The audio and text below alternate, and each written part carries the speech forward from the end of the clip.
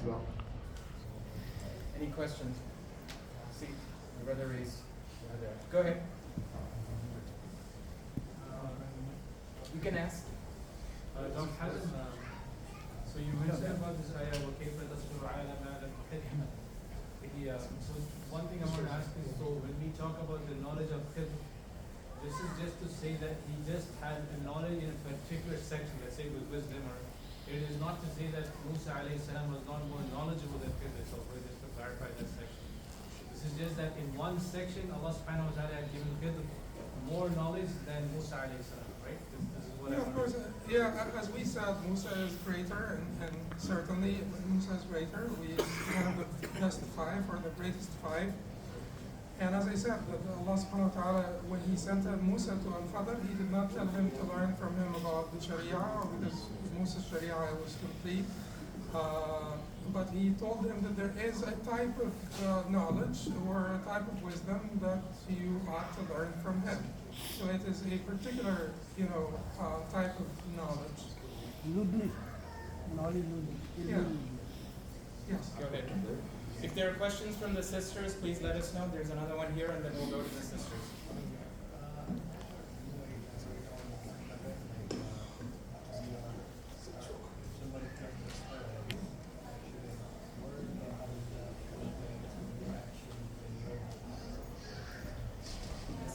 Okay, so if someone is going to paradise, should he work? No, how does the person, the mother is like what is written for you, what's meant for you, the person, how does the person will do it? Okay. Assalamu alaikum. The sisters can't hear anything back here. Sorry. But are you able to hear me, sister? Are you able to hear me? Not really, no. Right, I hear you very faintly. No. Did you miss the whole lecture? No, I heard the lecture, the questions, the Q&A, I can't hear anything. Okay. Give me my mic. Where is my mic?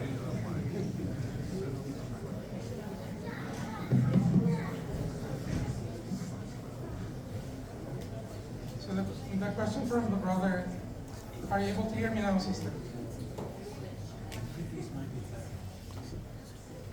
No, maybe we should switch mics.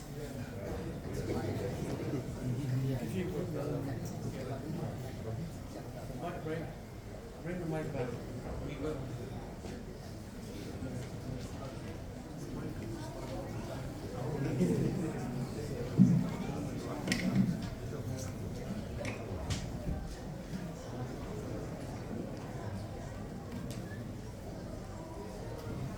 Is this better, sister? Are you able to hear me now? Yes, thank you. Okay, great. Alhamdulillah. So so the brother asked the question. He said, if everything is meant, why do we do anything?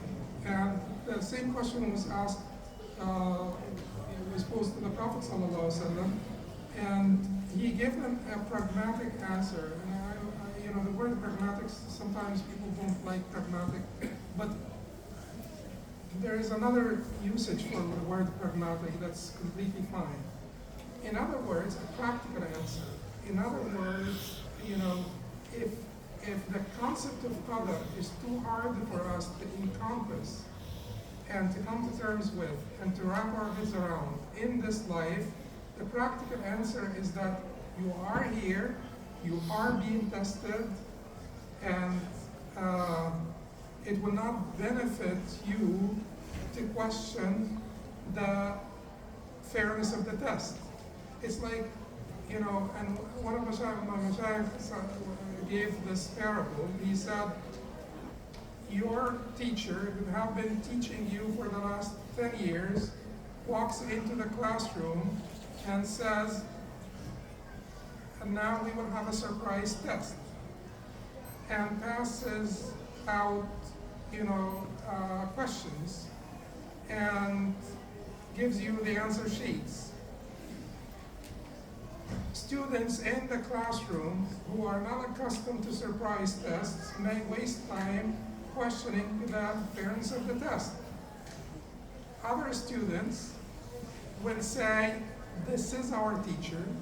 He actually has the authority to give us a surprise test, and it is in our best interest to answer and to not waste time. So let's just answer the questions and do as we told, and then maybe we later can discover what's how fair that is. Who are the losers here and who are the winners? It's quite obvious. I mean, if this teacher does have that authority, in fact, then the losers are the people who will waste their time questioning the fairness of the test. But at any rate, if the Prophet ﷺ, when they asked him this question, Hatem Al Haj, why do we work if it is all written? He said, he said, work, do your best. Everyone will have the path, his path to that which he has been destined for, made easy for him. Made easy for him. But do the work. And okay, this may be a philosophical issue, but do we have a Mashiach? Do we have willpower? And I'm going to try to be practical here also. Do we have willpower? No, we don't have. We don't have, only take with the reasons. Only take. Okay, so Allah, Surah Al-Kahf, we did not address this verse in Surah Al-Kahf, but we can go back to it.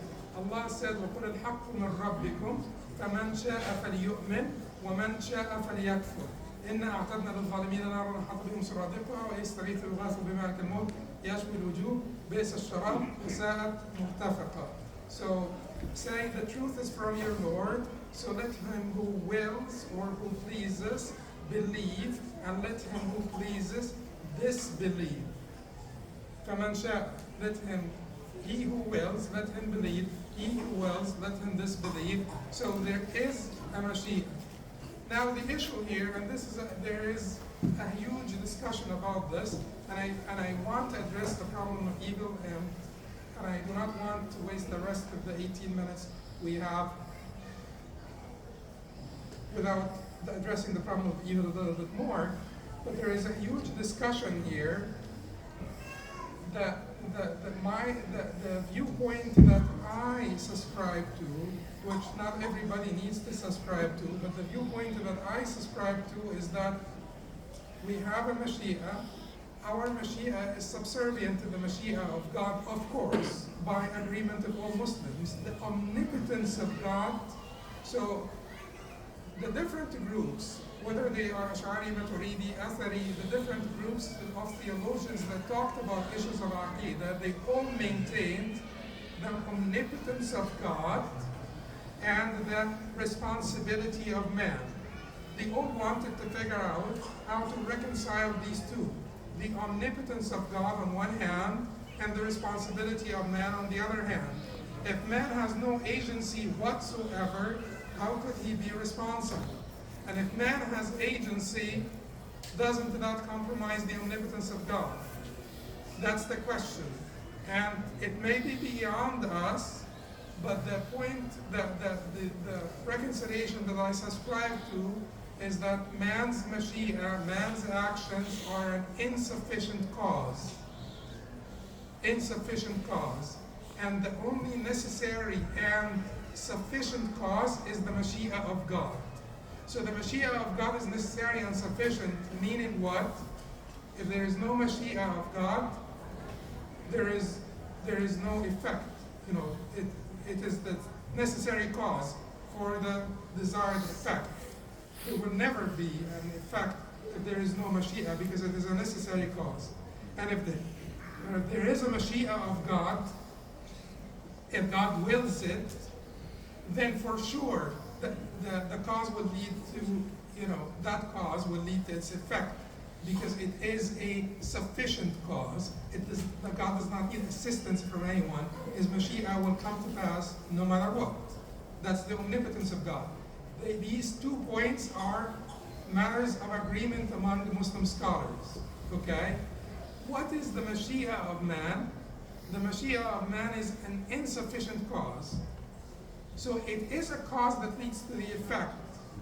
And it is the way of God to basically make causes lead to the effects, to have universal laws, inculcate universal laws in this existence that we're in that follow, that are consistent. So if I push this bottle, it will fall. Should we try? Okay. I will pick up the bottle now, inshallah. ولا تقولن لشيء إني فاعل ذلك غدا إلا أن يشاء الله. Because if I say I will pick up this bottle now, I could die before I pick up the bottle. The roof can collapse before I pick up the bottle. A child may scream and I get distracted by them and I don't pick up the bottle. I'm not pointing to you. But I will pick up this bottle, inshallah, and place it in front of me. Do I have a Mashiach? Yes. Should this be enough to make me responsible? Yes. Do I know what is written in the preserved tablet? No. That's it. Then work. When you walk out of your home to come to the masjid or to go to the bar, you don't have knowledge of the preserved tablet or what is written in the preserved tablet. You make that determination. You do have free choice here. Now, the point that you may not be able to wrap your head around, how could it be free choice when it is predetermined by God? But I am telling you here, do this litmus paper test to figure out if you have enough Mashiach to be responsible for it or not. And the litmus paper test is here. You know, so I will move this bottle, inshallah, now from the right to the left. Here. Just do this to yourself. You have enough agency and you have been given enough capacity, even though all is still under the control of God, and God's Mashiach or will is the only cause that is considered both necessary and sufficient. Your effect is insufficient. In fact, Imam Taymiyyah had, he made an argument against the philosophers who thought or said that the human Mashiach is sufficient. He said that there is no sufficient cause in this existence. The sufficient cause must be God only.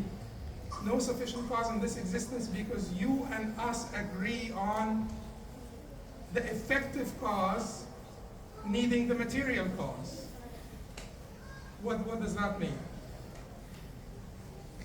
If I do this, does it make a sound? Okay. Did it make a sound? Wasn't it the same movement? The effective cause here is the same. So what happened? You have a material cause that is needed. So the fire burns wood. Does the fire burn rubies? No. So the fire is not a sufficient cause because the fire needed a material cause to bring about the effect. Okay? So in this creations, there is no sufficient cause. The sufficient cause is only the Mashiach of God. It's both necessary and sufficient. So think of your Mashiach as insufficient cause. And God made your Mashiach, your insufficient cause, bring about the effect under His control, but it is insufficient because without His Mashiach it would not work. But it is sufficient enough to make you responsible. And you can prove it to yourself 200 times. I will take this bottle and put it back on the right side. Inshallah. Here. Okay. Easy. Sorry. Yes. So next question, we would like it to come from the sister's side. So if any of the sisters have any question, please go ahead. Any questions? Anyone? So no questions from the sister's side? 1 second. Okay. Assalamu alaikum, Sheikh. Alaikum salam. Sheikh, I have a question. That Khidr al-Islam gave the reason that Kana Abuhuma Swaliha. That's why he was fixing the wall. But in Quran, in other place, we see that Quran says, Tilka ummatun kad khalaq laha ma kasabat wa lakum ma kasabtum. And in the example of Noor alayhi salam, Allah subhanahu wa ta'ala says, Laysa min akhliq innahu amalun ghayru salih. So how can we understand these two verses under this ayah, وَكَانَ أَبُوهُمَا صَالِحًا? Jazakallah. Welcome, sister. So Allah subhanahu wa ta'ala wanted to assist them because of the righteousness of their father. And if someone has a righteous father, that's one of the gifts and bounties of God. When Allah gives us a righteous husband, a righteous spouse, a righteous son, a righteous neighbor, a righteous co-worker, that's one of the bounties of Allah subhanahu wa ta'ala. But it does not mean, still, لا تزر وازرة وزر أخرى. No burden, no soul, no carrier of burden would be asked to carry the burden of another soul. Or no soul that's a carrier of burden would be asked to carry the burden of another soul. So Noor was not able to save his wicked son, and there are many wicked people that have righteous sons, because لا تزر وازرة وزر أخرى. Everybody would be held accountable for their deeds. But for Allah subhanahu wa ta'ala to be gracious to someone because they have a good father, and Allah wanted to basically, Allah wanted to give protection to his progeny and his offspring because of his righteousness. That is not favoritism. Because at the end of the day, these kids will be responsible for their actions, and they will not get the hasanat of their father necessarily. They're being given sort of bounties in this life, and that's just part of the test. There are other kids who, without having a righteous father, they are born wealthy. So wealth in and of itself is not the ultimate gift to be favoritism. Some kids are born poor and some kids are born rich. These are different types of tests, and that's it. وَنَبْلُوكُمْ بِالشَّرِّ وَالْخَيْرِ فِتْنَةً وَإِلَيْنَا تُرْجَعُونَ.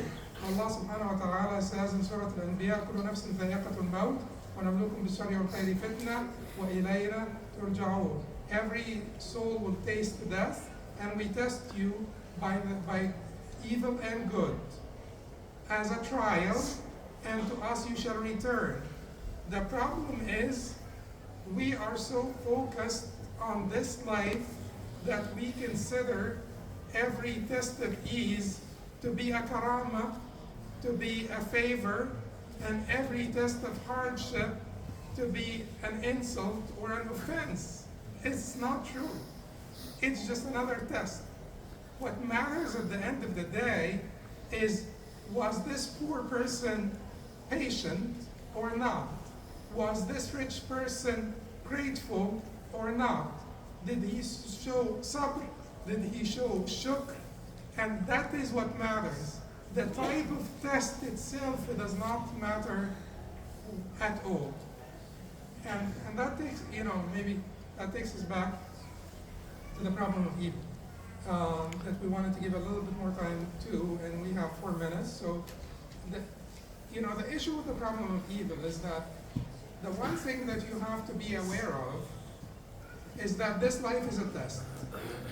You have to come to terms with that, and if you don't, there is no answer to the problem of evil that will end your bewilderment and relieve your pain and suffering and anguish. This life is a test.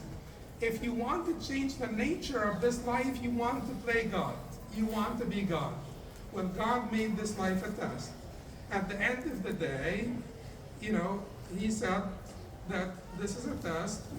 الذي خلق الموت والحياة ليبلوكم. He created life and death to test you. So if you're not accepting the very essence of this life, you would have a problem. If you think that this life, that Allah brought us here on earth, to enjoy all the hedonistic pleasures and to have no pain or suffering whatsoever, and that is quite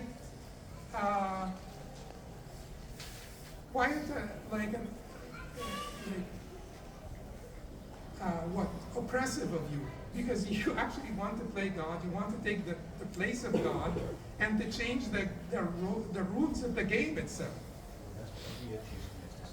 Yes, you want, okay, but then keep in mind that if God were, were to follow their desires, everything would be in corruption. Life would be completely boring. There is no courage without difficulty.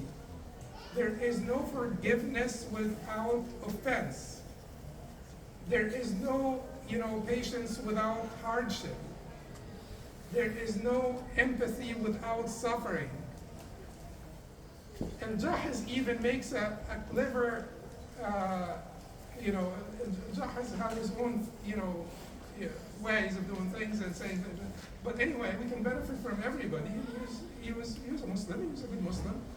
But he had his own idiosyncrasies. But Jahiz makes a very clever remark that if there was only evil, destruction would have prevailed. And if there was only good, also destruction would prevail. Because at the end of the day, there would be no test. There would be no reason for man to think and to discern. No discernment. There is no reason.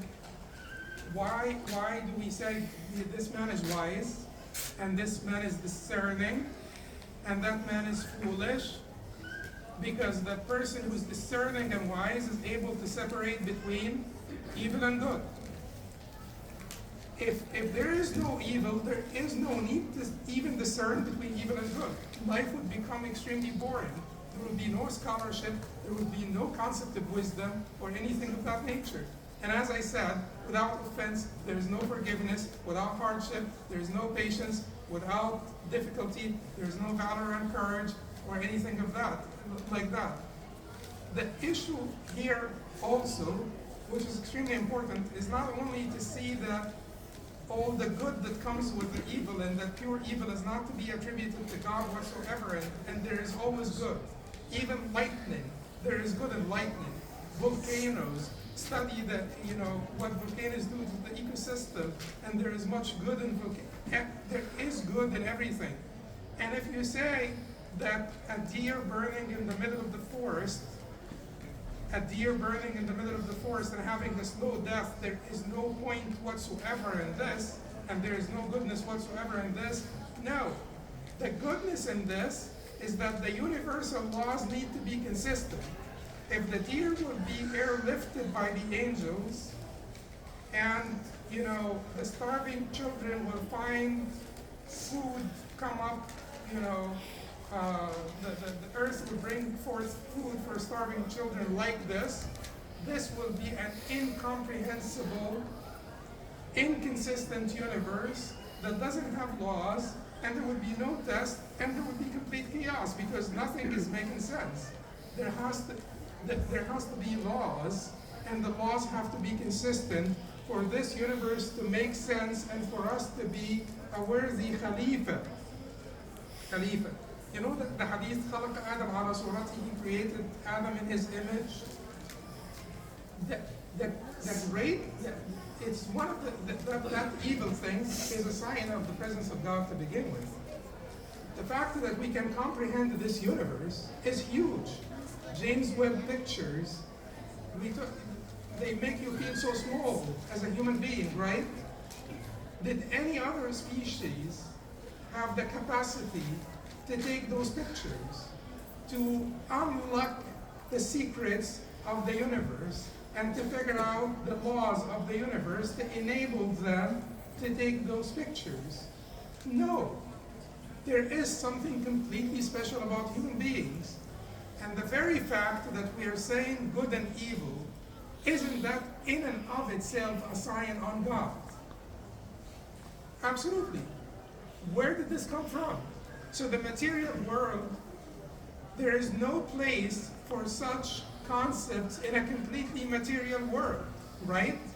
No place for such this idea of objective morality is completely has no place in a completely material world. The fact that we are presuming that life has a meaning, and we're seeing some inconsistencies, and those inconsistencies are causing us disturbance and grief, means that life has a meaning.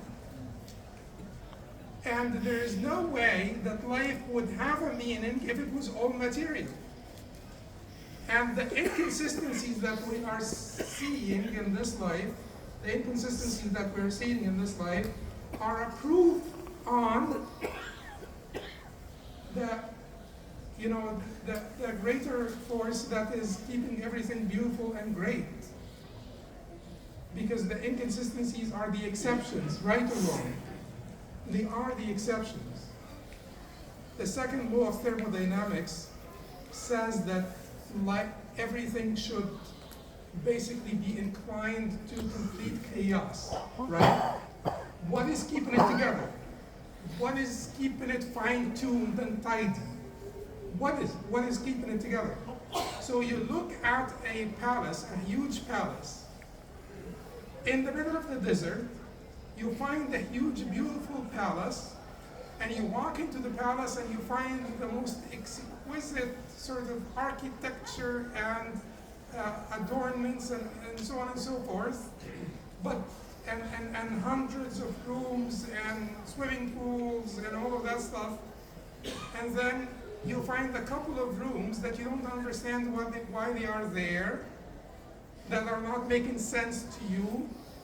And you say that this palace just came about randomly from the collision of its ingredients, because these two rooms are not making sense to me. They are not making sense. What about the rest of the palace? What about all the fine-tuning in the universe? What about all the goodness in the universe? What about all the courage and valor and patience? What about all the rescue teams in Turkey and Syria that are showing, human selflessness, human sacrifice, human courage, all of that? What about all this goodness? You're seeing the evil because it is the exception from the default, and the default is a sign on the presence of God, and your very question is a sign on the presence of God. May Allah bless you. I think the thing that is clear is, inshallah, we'll need to invite you more often and to talk about these issues. We do have to break now, so couple of things. Dinner will be served. We're going to delay Isha maybe 10-15 minutes till 8:15. So right now, for the brothers, the dinner will be downstairs. For the sisters, where's the dinner?